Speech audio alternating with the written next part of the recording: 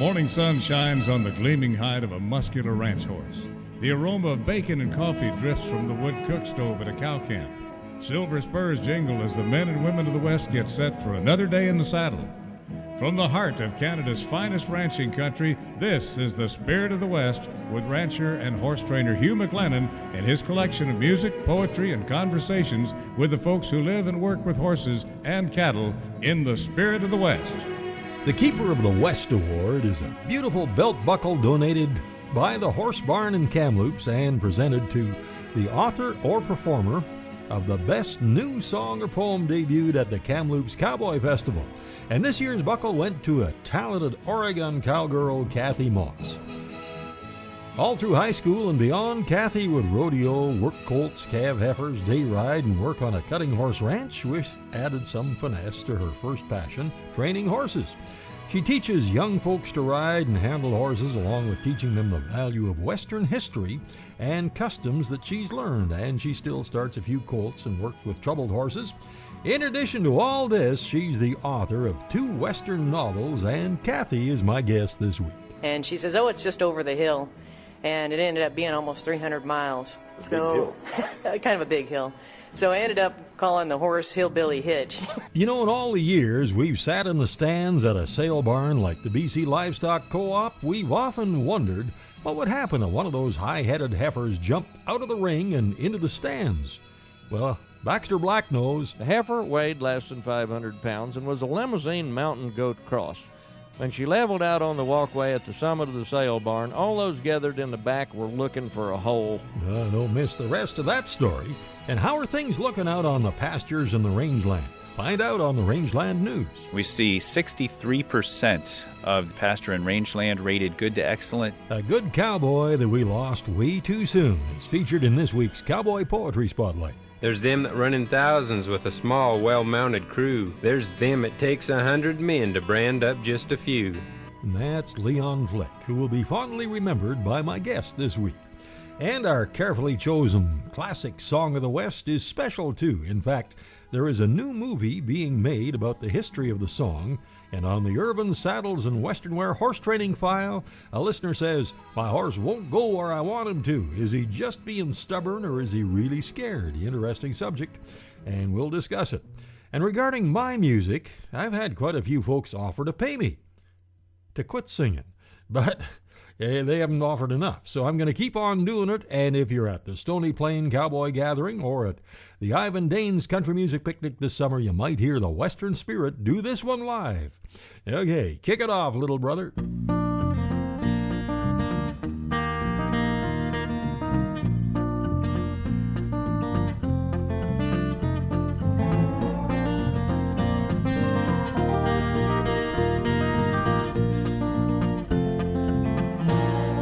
Where the sky goes on forever, where those prairie winds blows the cold and hard, comes a silent, lonely rider on his journey, and he's trapped between the sagebrush and the stars.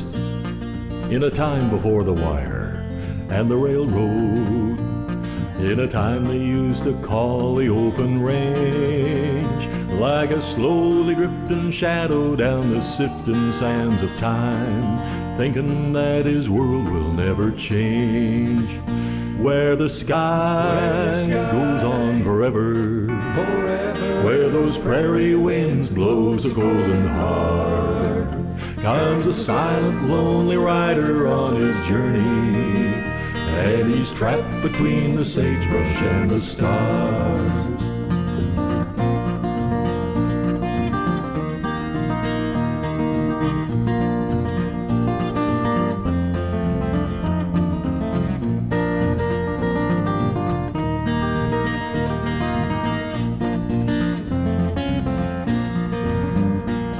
There's a quarter moon horizon in the distance. He finally stops and throws his bedroll down, and the stars that fill his evening ride a trail that never ends. He falls asleep beneath them on the ground. Where the sky goes on forever, where those prairie winds blow blows a golden hard. Comes a silent, lonely rider on his journey, and he's trapped between the sagebrush and the stars. And he's trapped between the sagebrush and the stars. Yeah, I love that. Steel guitar there, played by Bo Hughes.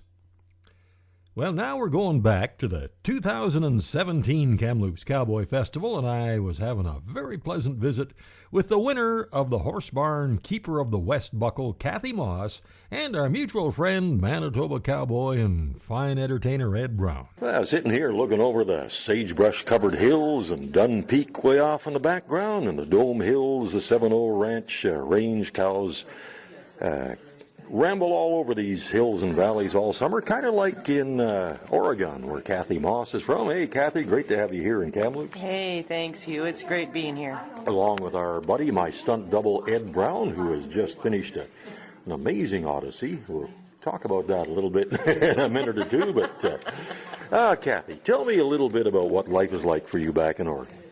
Well, you know, it's kind of a crazy life. I just finished my second novel, working on my third. On top of that, I go down into the desert down where Billy Flick is. Leon Flick, of course, we lost him a couple of years ago.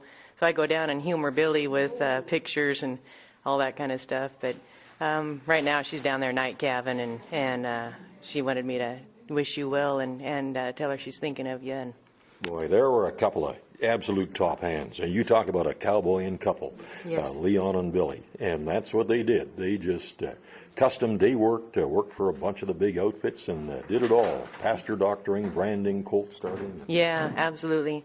We were just talking a little bit ago, several years ago, we were down, one of our friends passed away and we lost a good friend, and she had about 200 head of horses. And we were talking about the MC Corrals. Well, we had an opportunity to fill that MC Corrals with 83 head of horses and broke them to lead and sent them through the sale. At the end of the day, we Billy and I were the last two on there, and we loaded the last horse was named Peaches, a little paint filly, in an old 65 plywood trailer. And as she drove off, the place was just totally quiet, not even a cricket. And we were kind of hungry and kind of reminiscing about the MC Corral there for a few moments, and thought, we're going to go down to the Adel store. They had a big barbecue for everybody that volunteered and all that, and got down there, and they had left our steaks on the grill. And they were a little done, as we would say. Like hockey pucks. So we chewed on leather for the next couple hours while we visited with everybody else. But it was a great time. But no, we go back pretty far. Yeah. Yeah, and that reminds me so much of a fine song Ian Tyson wrote, and we'll play it in the next segment, but by somebody else, not Ian Tyson this time, when the Spirit of the West continues right after this. Welcome back to the Spirit of the West. Now, let's get back to the visit with Oregon cowgirl poet and author Kathy Moss. You get to spend quite a bit of time horseback with cattle down there yourself. We bought a meat shop up in Canyon City, Oregon, and so for the last 10 years that we've been there, I have been off horses for quite a while. And I got this little 3-year-old gelding I have now, I call him Hitch. And the kind of cute thing about that was I asked Billy how far Rogue River was from where she was at. And she says, oh, it's just over the hill. And it ended up being almost 300 miles. So, kind of a big hill. So I ended up calling the horse Hillbilly Hitch. Now, you have written, 3 novels now, you were saying?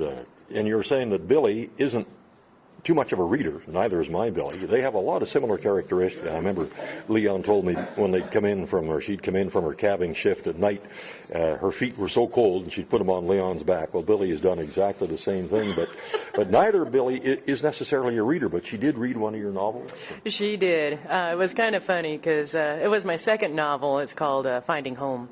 And when she called me one morning and she said, Kathy, I don't think you're my friend anymore. And I said, oh, what happened, Billy? And she says, well, I got to reading your book. And I thought, well, that's good. And she says, well, not really. She says, because I kept thinking just one more page. Okay, one more page, and then I'm going to bed. And she says, I finally finished your book at 2 in the morning. And I said, dang, Billy, sorry about that. She says, that ain't the bad part. She says, the bad part is I had to be in the saddle by 5. See what you can do. It must be powerful. I'm just thrilled. I mean, the books have gone all around the world, but for a friend to say something like that, it humbles me to know that it just impacts them. Ed would probably have a better idea about this than me, but I think that writing a novel is a bigger project, maybe even than recording an album or recording a CD. Because when you send it over to the editor, which is kind of funny how the third novel ended up coming up, was because when she had finished the second novel, my editor called me and said, Kathy, so when you start your third in this trilogy? And I thought, what the heck just happened? I just finished this. But the steps that it takes to do that, you go through editor after editor, and then you do the printing, and then I had to do the book design. It takes quite a bit, and the editor sends it back and says, is this what you mean? So you have to revamp everything that you do, and when you go to the broader audience, they need to know what you really mean by a buckaroo or a rig. I suppose, we just assume everybody understands that. Yeah, absolutely. Yeah, houlihan, everybody knows what a houlihan is, or even a dally, but maybe they don't. Dally's a dog, and a houlihan was old Hans over there, Yeah. And now, earlier we talked about the MC Chorales by Adele Oregon and that big sale, and that's a great excuse to play this song written by Ian Tyson and sung here by his good friend Cor Blunt. We were having a drink at Stockman's, listening to the guitars ring. And Jesse said, they sold the MC horses. Well, I'll be damned, when was that? I hadn't heard a thing. It was back in August, 100 head and more. Well, the people, they come from everywhere, just a bit on high and low, thereby on a piece of a legend. With the cow herd all dispersed, the old cavvy, she had to go. Back in August, 100 head or more. Well, come on, boys, run 'em in. We're gonna let this sale begin. The last of the big remudas, the mighty MC. This horse is here for everyone, so saddle up, kids, let's get her done. And by the time that Oregon sun goes down, this outfit's history. This outfit is history.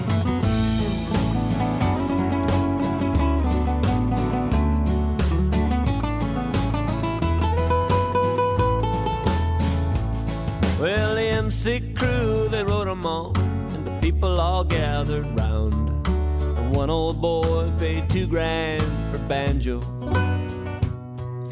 Well, Banjo kicked his trailer apart when they tried to load him up for town.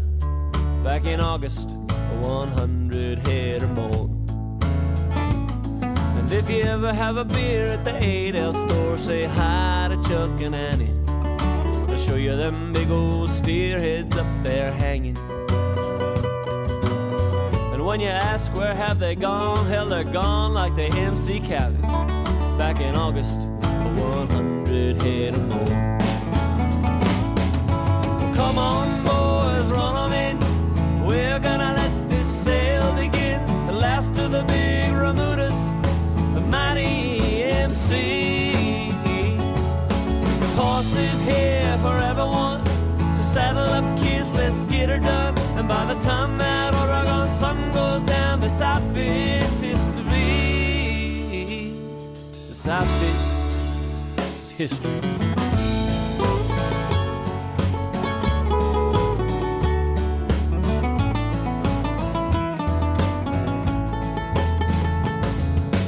Having a drink at Stockman's, way out on the Sagebrush Sea.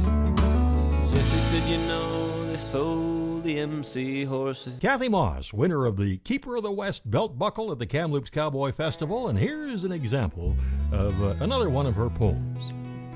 Within the shadows rides someone across this heart of mine. They bring to light what was left behind of a forgotten place and time. Quietly they ride, their horses full stride beat a rhythmic song, a beat unknown, until I am shown a life when they were strong. They ride with me, tell their story, then leave without a trace. It weighs on my heart until I start to write with humbled grace of the hardships they'd endured, the cold, rain, and tears, the laughter, horses, and cattle, the trails they've rode for years. They all gathered together and weave forever with fragile web strands until written on paper a life they've known and created with gnarled hands. The stories told silently unfold as paper is permanently stained, unable to quit until all of it is put down and the last of the ink is drained. They're different each time. They don't mind gender, race, or creed. They ride from the shadows into the light upon a handsome steed, beating a rhythm like a song or dance upon the mighty wind that stirs my soul and wakes my sleep until I bring to life for them those words they couldn't write, of rough life and lonesome plight, of times when they rode proud. The cattle, horses, the trails they've rode, they help lift a mystic shroud. And as I write in rhythm of those times, it gives me peace of mind. I now retreat to rest my tired eyes and sleep I once more find. Then once again, within the shadows, someone rides across this heart of mine and brings to light what was left behind of a forgotten place and time. I rise again with paper and pen, those stories I now deploy. I don't mind the night, as long as I write of the American cowboy. And you can order Kathy's books and her poetry at www.akmossbooks.com. Ever wonder what would happen if one of those wide-eyed, high-headed heifers jumped out of the sale ring and into the stands? Well, find out from Baxter Black when the Spirit of the West continues right ahead. Howdy, friends. This is Baxter Black on Spirit of the West with Hugh McLennan with a little peek at Loose in the Sale Barn. What holds the loaded 30,000-pound trailer to the heavy-duty truck? What holds the 38-foot RV trailer to the dually? What holds the 2-horse trailer with your daughter's favorite pony to the half-ton pickup? Well, the odds are it's a B&W trailer hitch, probably a turnover bowl, American-made, employee-owned, customer-tuned, and proud of their part in America's greatness. B&W, holding things together down the road. They weren't in the habit of raising wild cattle in that part of Michigan, so the fences aren't that high. But when that heifer cruised into the sale ring like a shark in the kiddie pool, everybody knew they might not be high enough. Well, as the bidding began, she never slowed, but circled the ring, scattering cowboys, plastic whips, rubber boots, and cups of coffee. And then she planted one big paw on the wooden screen and vaulted over the rails into the crowd. Well, the Marion sale barn was packed that day. Jim was one of the buyers who worked for the sale barn. He watched from the walkway at the top, back behind the bleachers, as the heifer climbed the stairs 6 at a time, heading his way. Well, the crowd was plenty excited. Folks were yelling and clearing a path. The bidding had stopped at 75 cents. The heifer weighed less than 500 pounds and was a limousine mountain goat cross. When she leveled out on the walkway at the summit of the sale barn, all those gathered in the back were looking for a hole. She raced back and forth between a solid wall of concrete and a solid wall of farmers. Jim was mashed in the crowd, watching, when suddenly he recalled, "Wait a minute. I work here. Let's get her, Larry." "How?" asked Larry, who was sort of enjoying it all. "Well, I don't know," hollered Jim, who then dove on the heifer as she made her next pass. They went down and skidded in a pile, and then Larry, who was almost as big as a heifer, fell on Jim. It knocked the breath out of all three of them. A regular who'd been enjoying the show whipped off his dress belt and made a collar around the calf's neck. Jim and Larry wallered her around a while by the collar and the tail till someone brought him a good chunk of rope. And as they started out the door with the heifer, the original owner shouted, "Hold on, she's not sold yet." Jim hollered back to the door, 76. The gavel came down. Well, 2 days later, they ran the heifer through the sale ring again, still wearing the rope. She brought 60 cents. Jim was in the ring, and he asked the buyer, "Say, can I have my rope back?" "Nope," Sorry, son, the buyer said. That's the only reason I bought the heifer. This is Baxter Black on Spirit of the West with Hugh McLennan, brought to you by B&W Turnover Bowl. Here's three talented cowboy brothers, the High Country Cowboys, Marty, John, and Joe. Now, besides being fine singers, songwriters, and pickers, Marty is a talented leather worker and a saddle maker. John is an award-winning Western artist, and Joe is a talented guitar maker, and he builds guitars and basses. They hang out at Red Lodge, Montana, and this is especially for our faithful listeners at KZIN Wide Open Country out of Shelby, the High Country Cowboys and Montana Trail. The moon's hanging low as winds start to blow, and day slowly comes to an end. The sun's going down, casting shadows around. I'll camp for the night round the bend.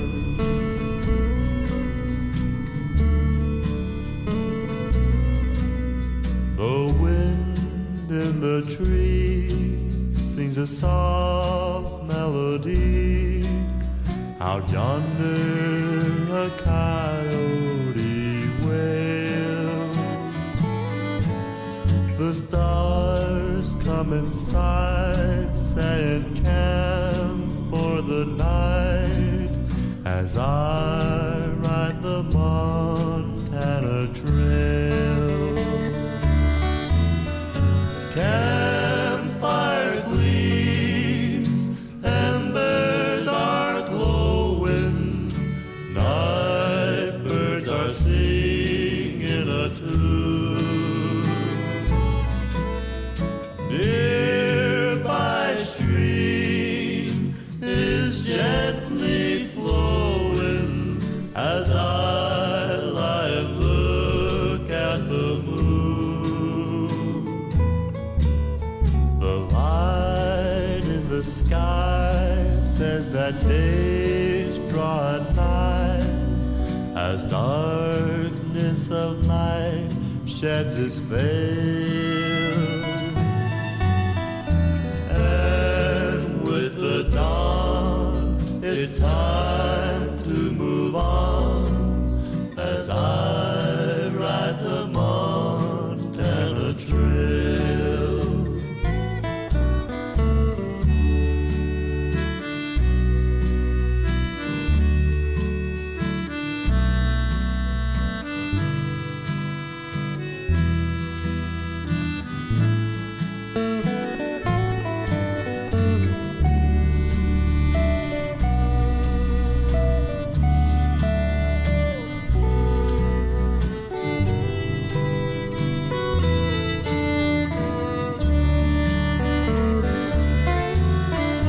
Campfires gleam, embers are glowing, night birds are singing a tune. Nearby stream is gently flowing as I lie and look at the moon. The light in the sky says that day's drawing nigh, as darkness of night sheds its veil. And with the dawn, it's time to move on, as I ride the Montana Trail.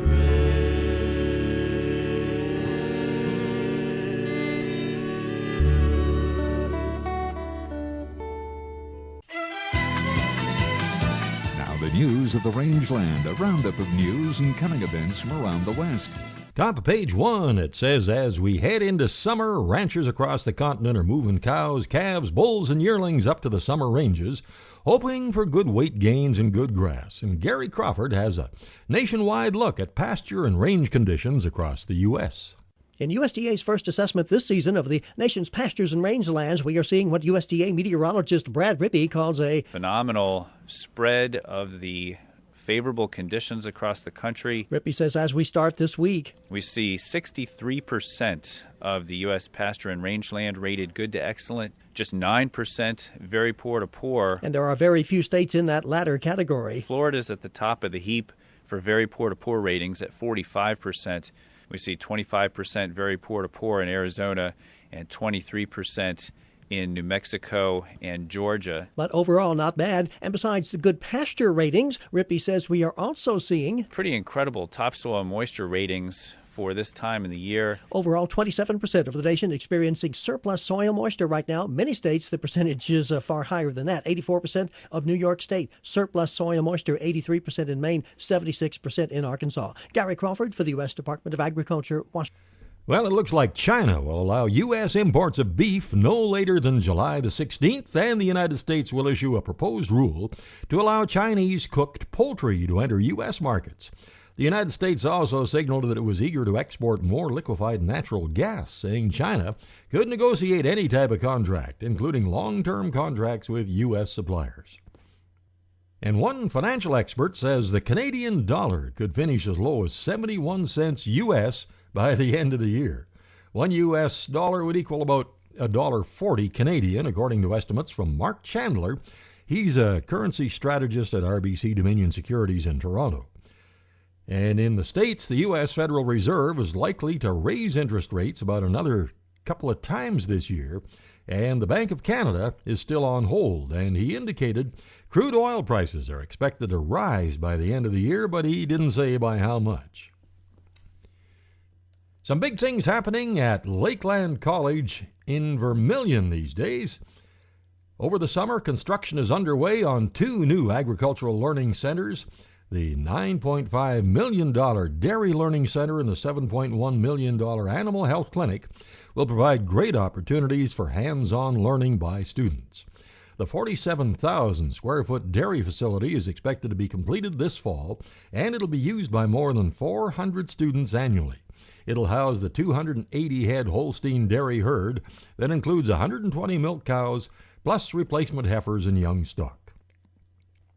And a Lakeland College news release indicates the Dairy Center will have both a traditional milking parlor and a robotic system and will focus on cow comfort for higher output production, animal care, safety, and transition cow management.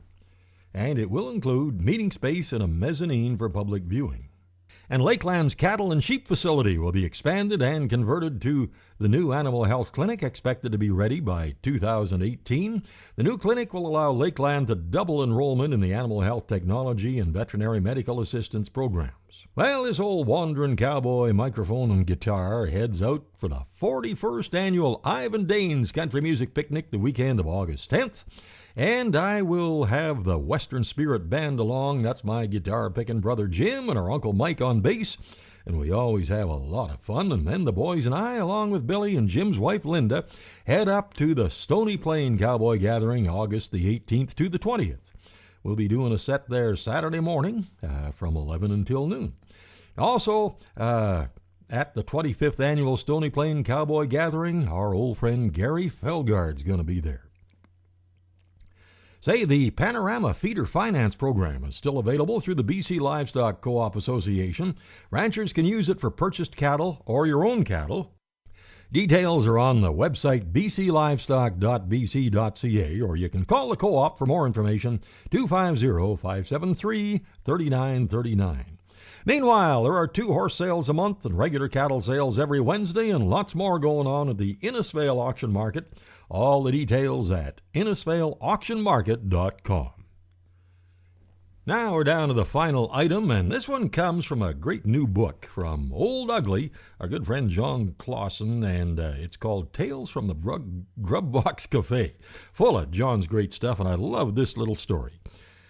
He said he was telling old Roy that me and Blue was at the museum in the city, and they've got an old guitar of Wilf Carter's on display there. He says we were looking at it when a young fella whose talents on a guitar sure ain't reached mediocrity yet came along, fingered the frets, and strummed Wilf's guitar. He said, me and Blue and a museum volunteer standing close by were competing as to which of us could drop our jaws the farthest. And then the young fella says, I bet a lot of big-name entertainers come in and give this old guitar a strum or two, huh? The volunteer says, well, Ian Tyson was in here a while back. Now, what did he play? The young guy asked. Nothing, the volunteer said. He looked at the guitar with some reverence, but said he didn't feel worthy of even touching it. So there you go. Great. Thank you, John. You want some great stories? Check into John Glossen's book, Tales from the Grub Box Cafe, as told by Old Ugly. And that's the Rangeland News. Coming up in the Irvin Saddles and Western Wear Horse Training File, a couple of listeners want to know why their horse won't go where they want him to. And the question is he scared or is he just being stubborn? And there are several ways to tell. I'll talk about them, and I'll visit with a couple of pretty good horsemen, Wiley Gustafson and Glenn Stewart, when the Spirit of the West continues right after this.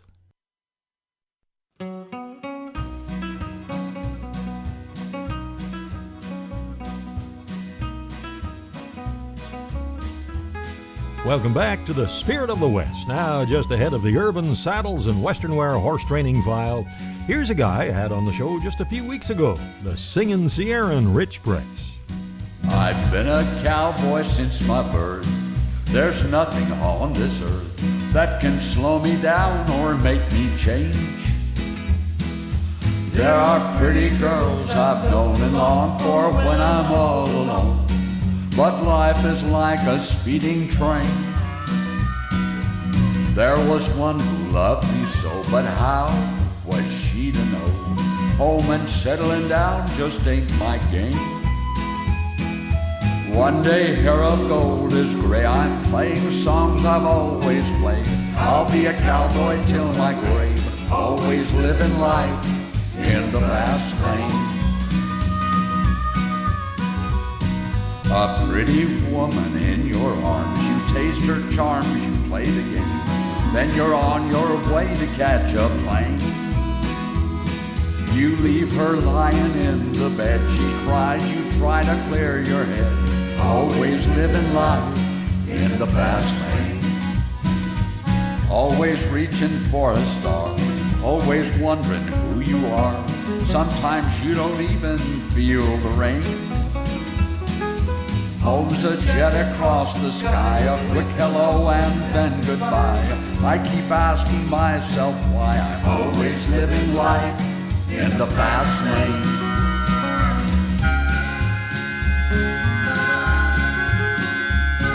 I've been a cowboy since my birth.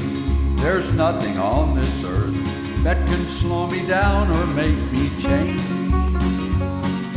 There are pretty girls I've known and longed for when I'm all alone. But life is like a speeding train. There was one who loved me so, but how was she to know? Home and settling down just ain't my game. One day hair of gold is gray, I'm playing songs I've always played. I'll be a cowboy till my grave, always living life in the fast lane. That's what life is like in the fast lane. Always living life in the fast lane.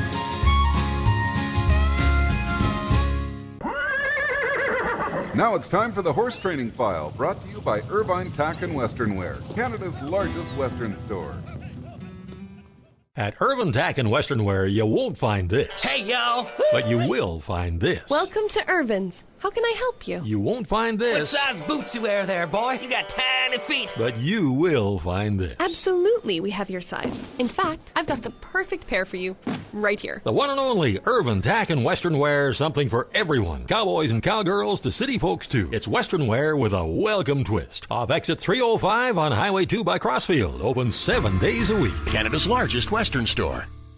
If you've never been to that fantastic store, you should go there. We toured it back in April, and oh my goodness, it was like the first time I saw the Grand Canyon. They have absolutely everything there at Irvin's Saddles and Western Wear. Anyway, the Horse Training File says, is he just being stubborn, or is he really scared?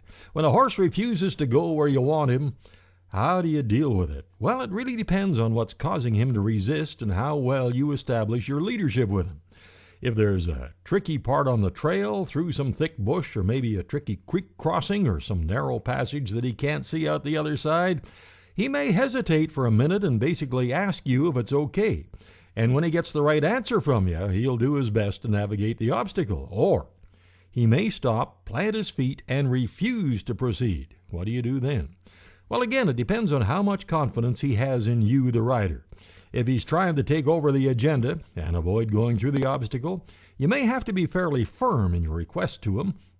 Often the obstacle is causing mild concern in his mind, and a firm response from you will usually overcome the concern.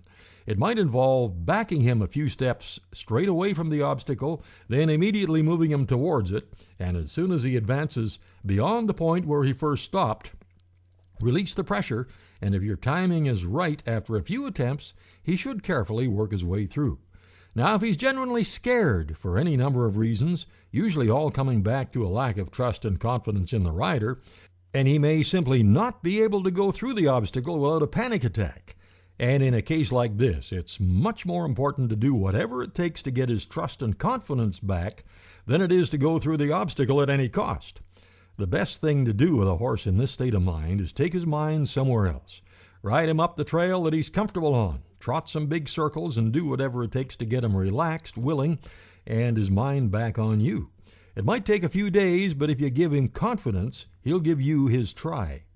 A small example, at a branding last week, I was heeling calves with Stanley and dragging them about 7 feet wide through a 7 feet wide swinging gate into the processing area. And that's where the ground crew would take over.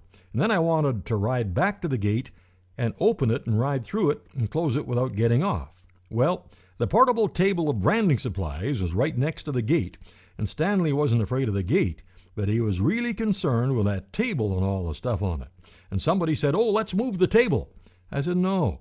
If you don't mind waiting just a little bit for the next calf, I'll just work with this, and after a little bit of work, we could effortlessly open the gate, ride through, and close it." And after about 20 calves, it was almost automatic for my little sorrel partner. And for Irvin Saddles and Western Wear, that's the Horse Training File. Something else that keeps our horses looking good and feeling good is that daily feeding of Hoffman's Horse Ration, and you can find out more at hoffmanshorseration.com. Wiley Gustafson, as many of you know, is one fine entertainer and one fine horseman. He wins all kinds of celebrity ropings and cuttings, and he's long, lean, and athletic. But a few years back, he was hobbling around for a couple of months, and I asked him what happened. Well, actually, we were team roping one day, and I was on a 2-year-old colt, and we were bringing in the roping steers, and the horse bucked me off, and I broke my fibula, which is, not a good thing to get bucked off by a horse, but it happens every once in a while. We spend so much time on these young horses that every once in a while we get in a wreck. And so I was out of commission with a broken leg. I was just out of the saddle for 6 weeks, and it's all healed up now. And it's the second time I've broken that bone. The first time I broke it, I was kicked by a horse about 4 years ago, so that bone has taken a beating.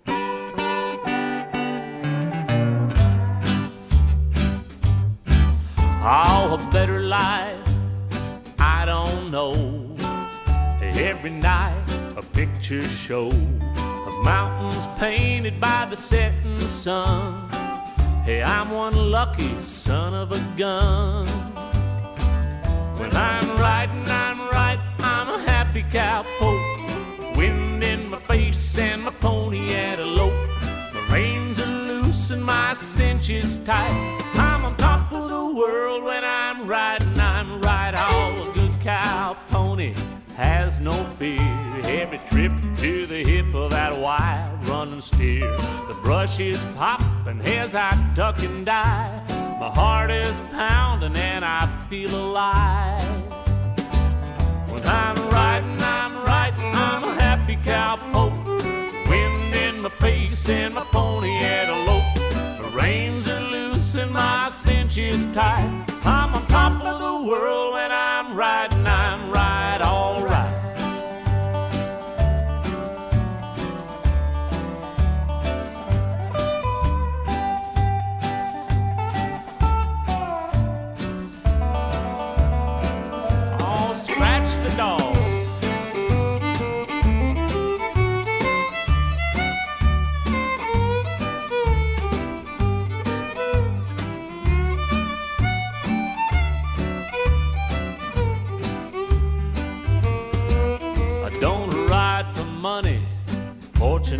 fame. I'm just hitting for that higher plane, where the bunch grass grows and the wild rose blooms and the coyote sings his glorious tune.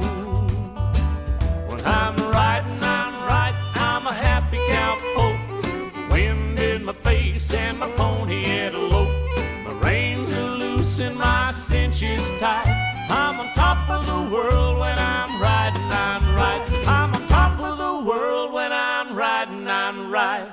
I'd like to take you back to the Trainers Challenge at the Red Deer main event now. And by the way, congratulations to the winner of the London, Ontario Challenge, Dale Clearwater.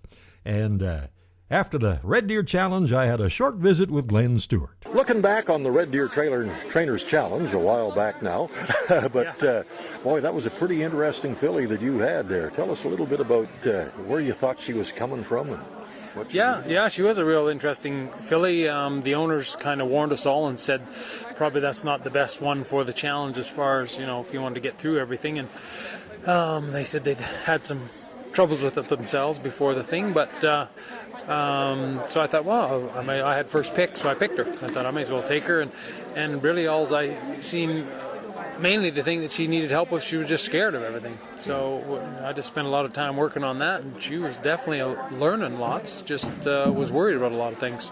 I couldn't help but think that if you would have had maybe one more session with her before the final, that might have been all she needed to get her ready. I felt if I had like 15 minutes a day, kind of, an extra 15 minutes instead of 45, if I could have an hour a day more, 15 minutes more, so it was an hour sessions instead of 45, I think I probably could have, got quite a bit further. But as it was, I was pleased enough with where it went. So how's your summer shaping up? What all you got going on over the summer? Lots of stuff at home there at the horse ranch doing camps, and then we got our High and Wild that we do every year, so that's coming up. I got some clinics on the road, head to Smithers next, and then down to New Hampshire in the States to do some stuff, and Costa Rica's coming up in the winter again, and Brazil, and so lots of holy smoke, you fun get around. Places. Yeah. You really get around. Yeah.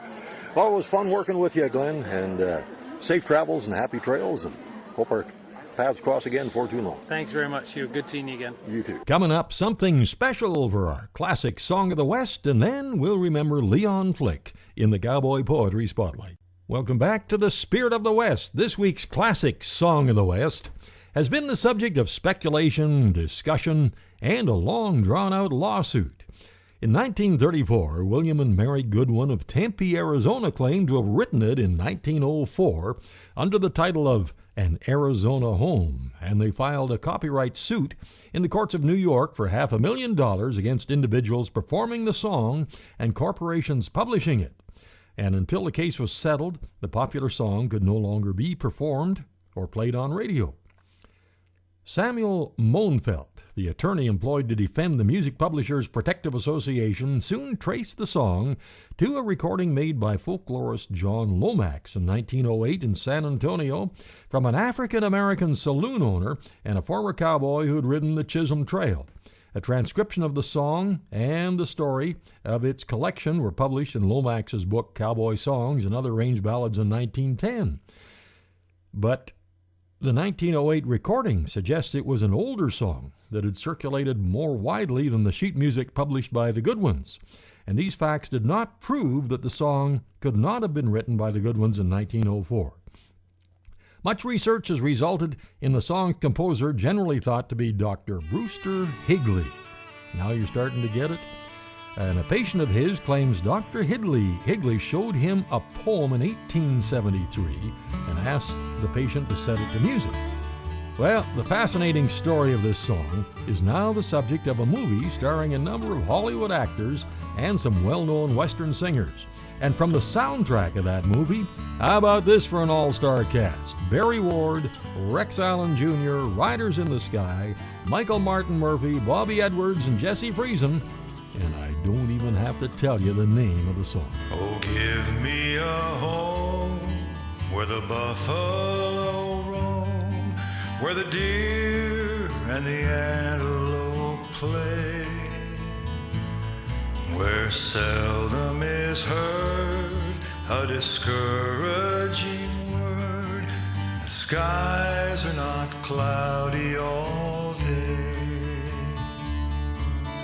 Home, home on the range, where the deer and the antelope play, where seldom is heard a discouraging word, and the skies are not cloudy all day.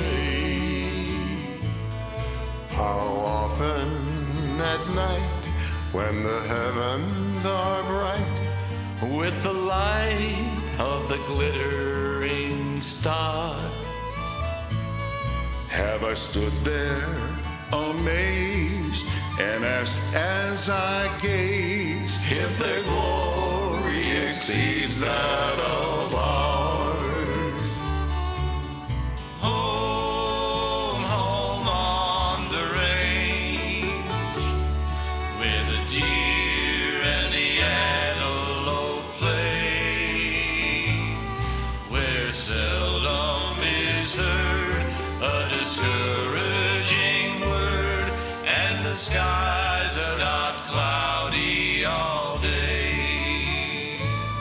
I love the wildflowers in this dear land of ours, and the curlew I love to hear scream. I love the white rocks and the antelope flocks that graze on the hillside so green. Home, home on the range, where the deer and the antelope play, where seldom is heard a discouraging word, and the skies are not cloudy all day. Where the air is so pure, the zephyr so free, and the breeze is so balmy and light, then I would not exchange my home on the range for all of your cities so bright. Home, home on the range, where the deer and the antelope play, where seldom is heard a discouraging word, and the skies are not cloudy all day. Oh, give me a land where the bright diamond sand flows leisurely down the stream, where the graceful white swan goes gliding along like a maid in a heavenly dream. Home, home on the range, where the deer and the antelope play, where seldom is heard a discouraging word, and the skies are not cloudy all day, and the skies are not cloudy all day. And that song is sure a real favorite at our Spirit of the West cruise sing-along sessions with the gang. Now, we were talking about Leon and Billy Flick with Kathy Moss earlier, and we sure miss Leon. Top hand, award-winning cowboy poet. And here's one of his originals.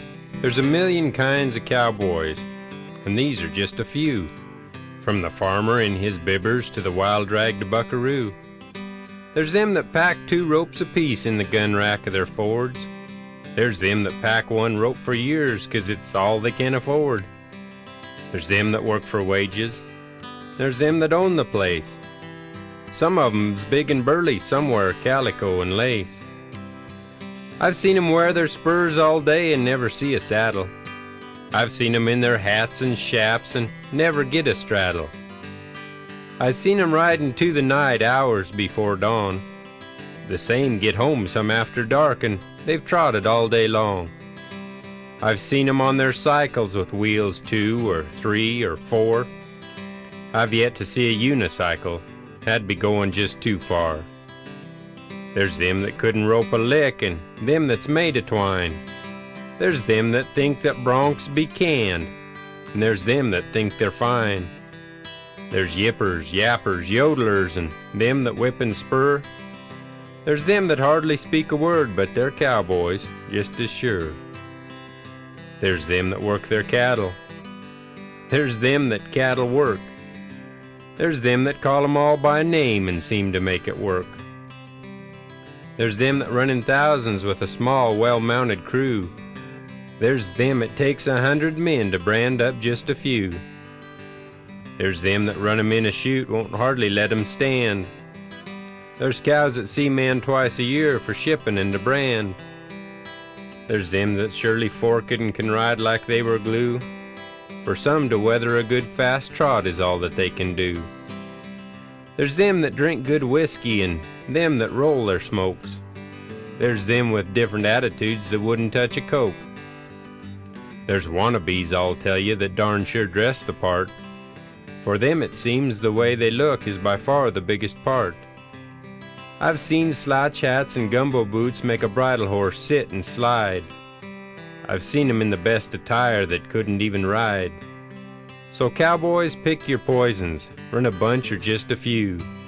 And when you think you've found the perfect way, just ask someone does it different than you.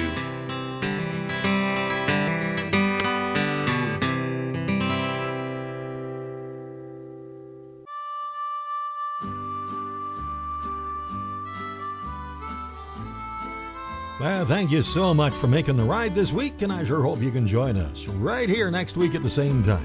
And thanks again to the Spirit of the West support crew, Mark and Kathy McMillan. And if you're looking for tractor parts, any year, any make, Mark can help you. Just see bctractorparts.com.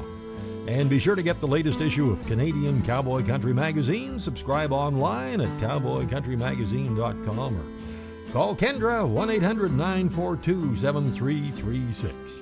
Oh yeah, and for all the information on the next Spirit of the West cruise in 2018, see the cruise page at our website, hugh-mclennan.com.